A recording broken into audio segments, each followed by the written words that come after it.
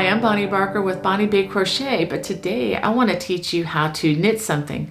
This is the quick and easy ribbed headband, and it's really fun and easy to make, and it's a great project to start with if you've never knit before.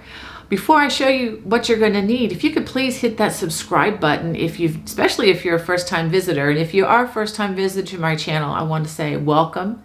And if you can hit that thumbs up if you like the project, that really does bless me. And don't forget to hit that notification bell so that you don't miss any of the new offerings coming your way. I've got a lot of things coming to this channel, including a crocheted version of this very same headband. And this is also a quick and easy beginner project. Well, let me go ahead and show you what you're going to need for the knit project. For this project, you will only need one ball of this Lion brand yarns. You will not even come close to using all of it, but this is the Wool Ease Thick and Quick. And let me give you some of the stats on this yarn.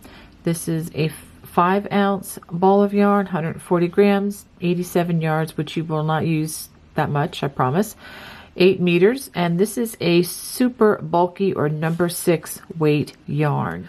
For this project, I'm going to be using a pair of size US 15 or 10.00 millimeter knitting needles, and these are attached with a wire, as you can see here. Let me speak one thing about getting your knitting needles, especially if you are a brand new knitter. I purchased a pair from a popular store, and these were at a discounted price. And let me show you one thing. I don't know if you can see this, but the joins to these for the wire are grossly inferior. In fact, so much so that every time I use this first set of knitting needles, it snagged my yarn every single time. So as you go forward and try to learn knitting, I encourage you to find a quality set of needles, because this can make or break whether you want to continue on in knitting. So again, I just encourage you, and the ones that I prefer personally are made out of wood. You may want to find that metal is better for you, but either way, I just encourage you to invest in quality as you go forward in learning this craft. One other thing concerning the circular knitting needles is when they are measured in length, it is from the tip of one knitting needle around the wire to the tip of the other. The ones that I'll be using today are actually a little bit longer than are necessary. You could probably do fine with a 16-inch set. The ones that I'll be using were going to be approximately 26 inches long. And I will show you how to deal with that when the string is just a little on the longer side. I'll show you how to manage that. But if you have a smaller one, the smaller length for your circular needles, that would be perfectly fine. Some other things that are going to be handy as we go forward are a pair of sharp scissors. I always recommend a yarn needle for hiding those loose ends. And in this particular project, we're going to need some kind of a stitch marker. It really doesn't matter what kind. There are many different types out there, and quite frankly, if you don't have a stitch marker, you don't have to run out and buy anything. You can easily use a contrasting piece of yarn to mark your place. Now we're ready to begin. I've pulled off approximately 2 yards of material that we're going to be using for the cast on. Now that is a little bit extra than what we're really going to need, but it's better to have a little bit more than to run out. Okay, so we're going to make a slip knot, and the way we can do this is make a loop, and then the strand that goes to your yarn source or the yarn ball, pull that up through the center like this for your slip knot. Let me do that one more time in case you didn't catch that.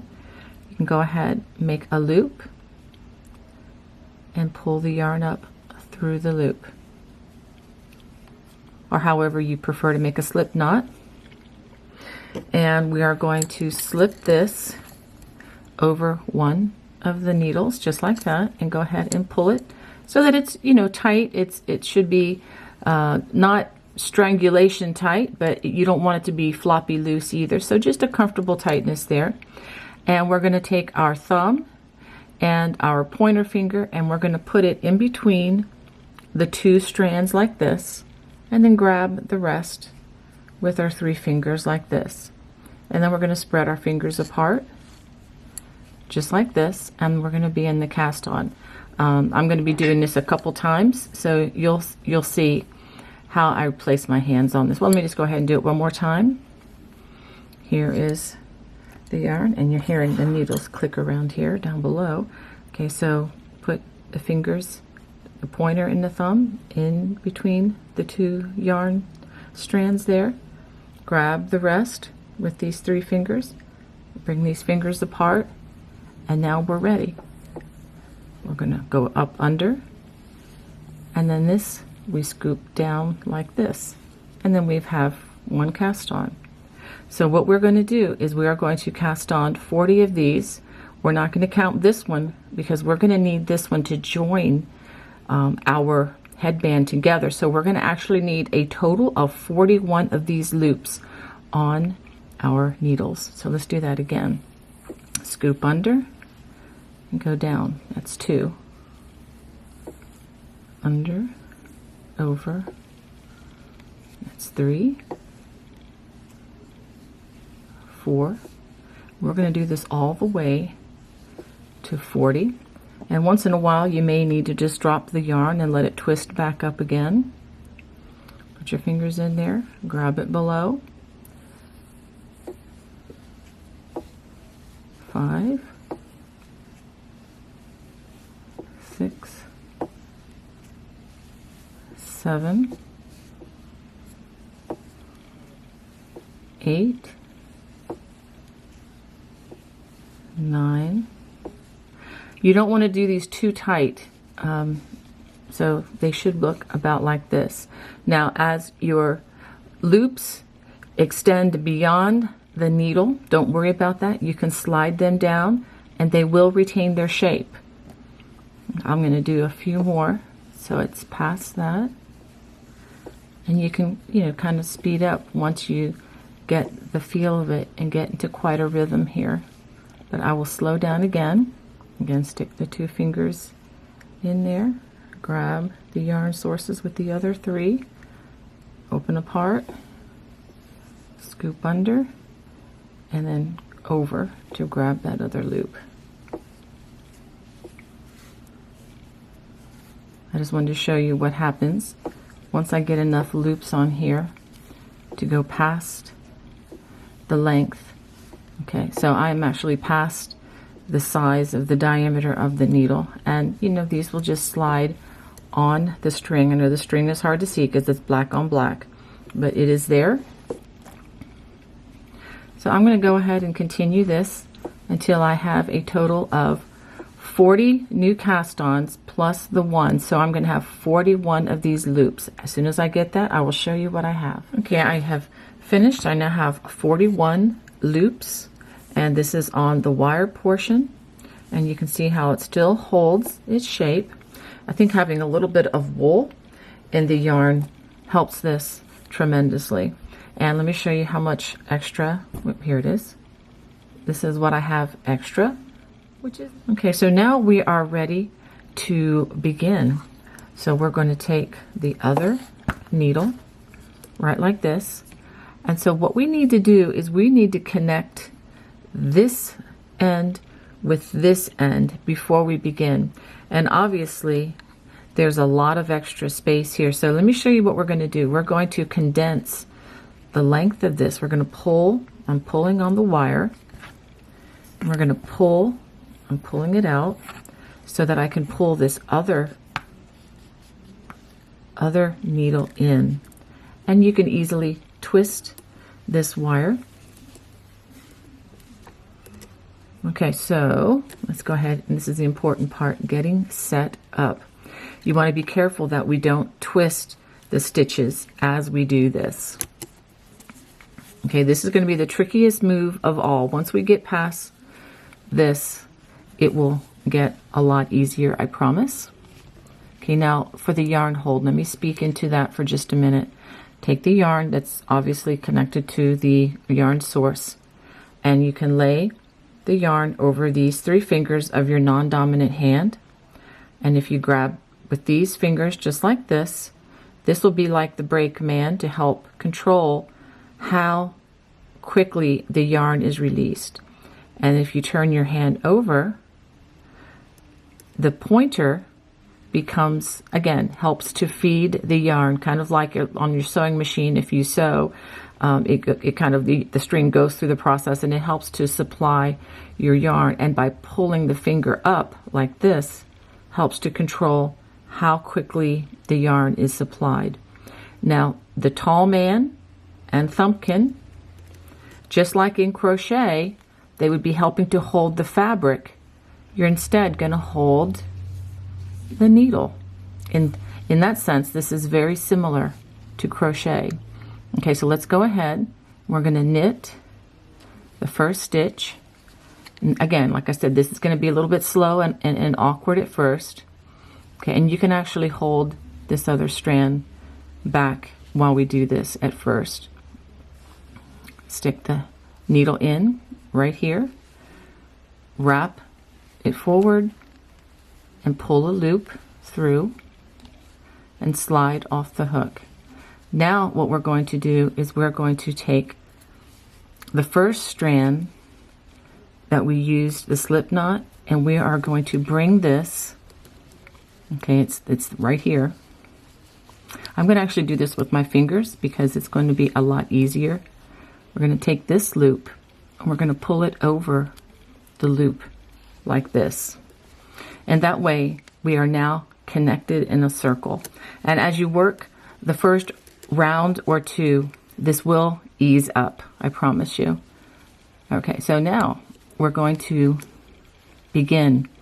And before we do that, let's go ahead and start with a stitch marker. Now this stitch marker is going to be too small, of course.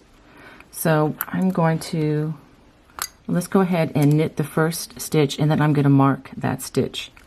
Okay, we're going to stick this knitting needle in, wrap forward, pull up a loop, and then we're going to pull it off our needle. And let's go ahead and, using it in this manner, I'm going to mark this stitch. That way we know it was the first of the round. Okay, now we're going to continue. So that was a knit stitch. Here's another knit stitch. Put the knitting needle behind the stitch like this, wrap forward, pull up a loop, and slide it off. Now we're going to do 2 purls. Purl, you're going to bring the yarn to the front.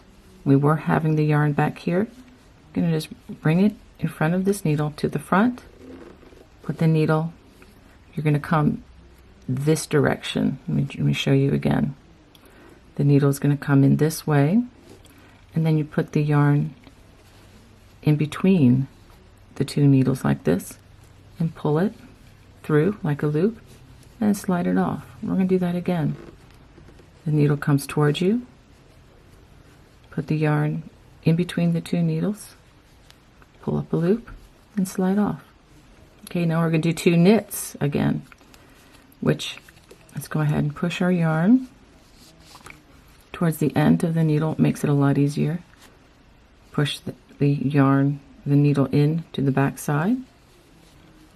Flip it forward, pull up a loop, and off, and do that again.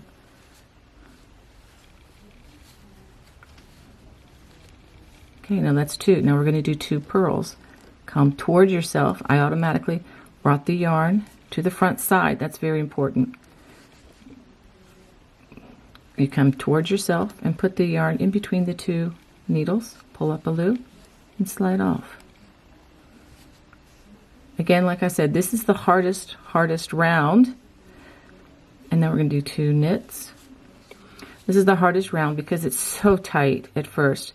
But after you get through these first 40 stitches and the next round, it really does loosen up significantly, and it really does become a breeze to do these stitches. And I'm going extremely slow so that you can see what I'm doing.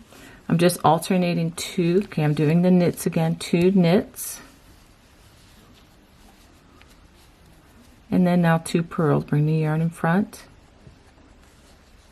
in between the sticks like that, in between the needles. Whoops, let's try that one again. Sometimes when you go so slow, it makes it a little tricky. So we can go ahead and spread these around. There we go. So we just did, so sometimes you might think, wow, what did I just do? I don't remember. When you see the little knobs in front like this, that was a purl. And when you see the little circles, almost like a chain stitch, those are your knit stitches. So we just did 2 purls, so it's time to do 2 knits. 1, 2. Now it's time for a purl, and I'm going to purposefully run out of yarn here. Okay, this is a purl. Just wanted to show you. So I run out of stitches, right? Not exactly. So what we're going to do now, we're going to bring this around. You can see where I started right here. So we're just going to pull. I'm pulling this strand, pulling it down so that you can just pull the stitches back on. Yeah, just like that. Okay, so I'm going to do another purl. We only did 1 purl that last time. So let's do another purl. Okay, now we're ready for another knit. Or 2. 1, 2. And 2 more purls. 1, 2. So I'm going to continue this all the way until I get to the stitch marker, and then I'll show you what to do once you get to that point. Let me show you what I've got so far. Okay, so I've knit and purled 2 knits, 2 purls all the way around, and here is the first stitch of the round. So let's take this out. We're going to go ahead and we're going to knit that next stitch, slide it off, and I'm going to mark it again. Now usually if you have smaller knitting needles, the stitch marker is usually, you know, big enough to just go around it, but I'm just marking that stitch. It works just as well, but I just may have to take it off each time. Usually you can just slip it from, you know, from needle to needle. So that was a knit. Let's do another knit, and I'm already finding that also by making this into like a triangle, it's much easier to work these stitches, but it's already eased up after that first round. So we're going to do 2 purls, 1, 2, and we are just going to do this around and around and around until we get the width that we desire. And I've done one of these before, and what we will do in this particular video is we are going to work this until we can count 11 rounds. So, and as soon as you do 11 rounds, alternating, you know, the knits and the purls, we will then work the round, which will bind everything off. And I will show you how to do that and how to hide the loose ends. Okay, now we're doing a couple purls here. Let me just do a little bit more of this in case some of you are absolute beginners. I want to make sure that you understand. Okay, so now let's look at this. Suppose that we pick this up and we don't know what to do next. Well, we see these are knit stitches here, so we're going to knit them. I know a lot of times in crafting, crocheting, and knitting, it's just identifying what you're doing is half the battle. Okay, the little knobby things here show you that those are purls, so we're going to do purls there. Let's go ahead and work another purl. Okay, let's just pause. And so you can kind of see what we're doing here. I know this colored yarn might actually make it a little more tricky, but I think you can still see that these are knits and these are purls. So I'm going to do a few more rounds, just going around in a circle continuously, and I'll show you what I have so that you can see the pattern that is emerging. After completing about 6 rounds, I just wanted to show you what the fabric should be looking like. And you can see the 2 knit stitches here as they make a column, and then the purls, the 2 knits and the 2 purls. Okay, so just continue that around until you can count. But you can count the knits here, one, or you can count the pearls, however, 1, 2, 3, 4, 5. There are 6 of those. So do that until you have 11. The 12th round will be the round where we bind off. Okay, I've completed 11 rounds and I've worked my way to where the starting of the row is. Let me show you how you can, again, how you can count these rows. I'm going to count the knit stitches, which are right here. 1, 2, 3, 4, 5, 6, 7, 8, 9, 10, and 11. If you wanted to count the pearls, you can do the same thing. Let's see. Let's try with this one. 1, 2, 3, 4, 5, 6, 7, 8, 9, 10, 11. So either way, you can count. Now we are going to do what we call binding off. And since I'm going to be starting, I'm going to go ahead and flip this around to this side. Starting with the very first stitch of the round, we're going to go ahead and just take this off. We don't need it anymore. And if you didn't happen to have one of these, all you really needed to do was find where the first stitch began with the little tail that we have here. So let's go ahead and I'll show you how we do this. Now when we bind off, we're going to use a binding off method where we are going to purl off the pearls and we're going to knit off the knits. And to do this, let's go ahead and knit the first one, do a knit, and then do the next one as well. So we're going to do the first 2 knits, and then now we take the first knit that we knitted off, we're going to pass it over the stitch like this. So that is bound off. Now the next 2 are pearls. So let's bring the yarn forward. We're going to purl, and then we're going to pass this over this stitch. And you're going to want to do this a little on the loose side. You're not excessively loose, but you don't want it to be too tight. Okay, we're going to purl the next stitch and then pass the loop over.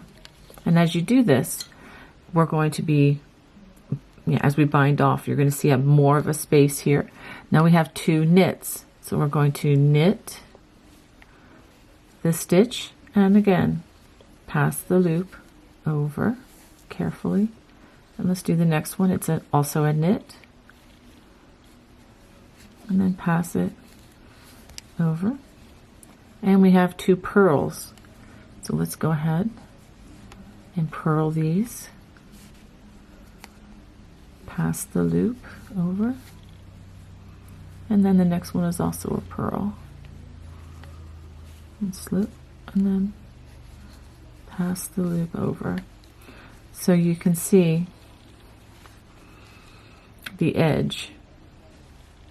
So I'm going to continue this all the way around, then I'll show you the last stitch or 2 and what to do once we complete this. So let's do one more. Do a knit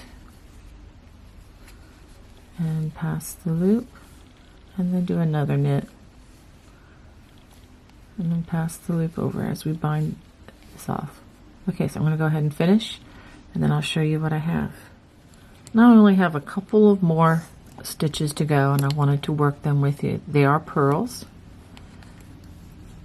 so let's go ahead and work these 2 off carefully. And one more.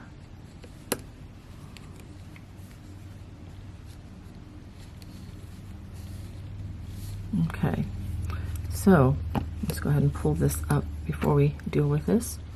And this is what we have. And by using the knit and then the purl bind off, it helps to have the edging go along with the ribbing of the pattern. So this is going to be so nice. Okay, so now we do have to finish it off here. We're not entirely done. So what we are going to do, I'm going to have you pull through one more loop like this. And we'll need to get our trusty scissors.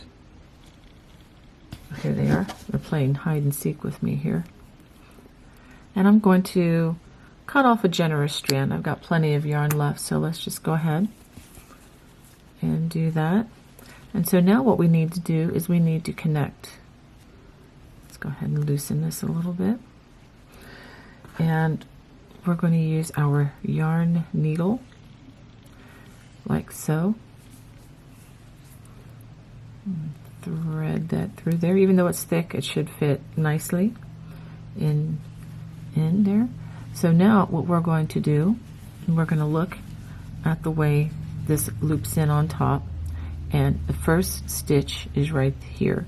So we're going to go through that first stitch like this and go ahead and bring it into this one. Just like that. Now this particular project is reversible. In other words, either side can be the front side. So you're going to have to be a little careful on how you hide your loose strands. So let's say we're going to go ahead and hide them right here. So what I'm going to do, I'm going to bring it over here a little bit further just for security. And I'm going to run the strand around the stitches like this.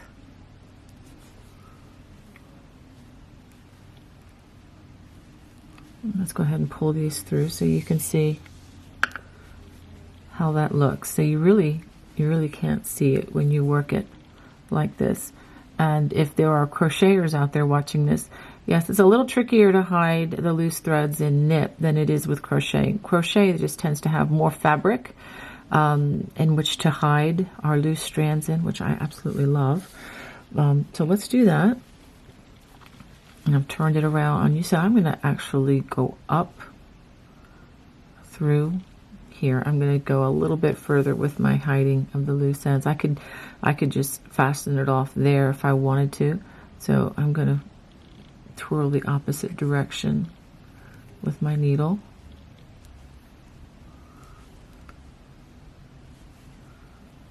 Okay, let's just do that. Okay, I could go all the way up, but I think that might be a little bit of an overkill.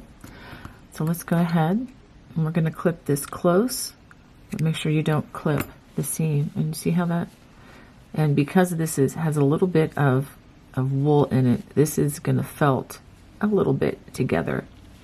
Okay, and we have one more strand to hide, and I'm going to do the same thing with this. I'm actually may work it over onto this other side and go up one side and down the other so that this will be absolutely hidden within the work. So I'm going to go ahead and do that, and then we will be completely done with this project. And just for the record, the ball of yarn that I showed you at the very beginning has enough to make 2, possibly 3 of these, or at least 2 this size and maybe a smaller one as well. So it's a good value for your investment. I hope you enjoyed making the quick and easy ribbed headband with me today. And if you're looking for more knit projects that are quick and easy and fun to begin with, please check out the video listing in my video description below. I have an entire playlist of these that you should check out. Well, God bless you all. Bye-bye.